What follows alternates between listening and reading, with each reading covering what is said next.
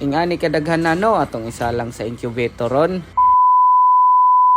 So what's up mga bay, mayong adlaw ninyo diha no. Atong gamarong adlaw no kay mag-prepare tas mga itlog para isod na to sa incubator. Ug sa nakita ninyo no, naka-ready nag usa ka tray, so magpuno laglaing tray kay napo may daghang itlog. Bali no, ag atong gigamit nga tray kay tray na sa atong incubator. Ug kada usa ka tray no, musuod na si og 70 ka itlog. As Ginoo no, ubay-ubay gyud tag itlog na tigom ron. Kining mga itlog 1 week yun ni namong tinigumay. Unya no, sa kadtong nag-PM na ho nga mopalit og day old, mo update ra ko ninyo po no, ni kapisaan Kunya basig na apay sobra po dokin sa tong gusto mo avail, i-PM lang ko ninyo kay atong sabutan ng presyo. Mao jud ni advantage no og natay binuhi kay pwede ni nato kanon, pwede pud nato ibaligja. Kunya gigaydan ra jud ta sa Ginoo no nga ning abota kay sa una ginagmay pag yun atong harbison. Di lang yun ta katuo no nga ingani nakadaghan na atong harbison ron og puhon-puhon untag managhan pa ni kinsa tong nagplano og mubuhi nga aning mga manok, pwede ra gyud ko ninyo i-PM kay basig naapod tay ma-advise ginagmay no na moy maagi ang mga sakit or mga unsa pa na diha basin makatabang tag advice ug unsay angay buhaton ana. Pero disclaimer ha, di gyud ta expert nag-base ra pug ko sa mga experience.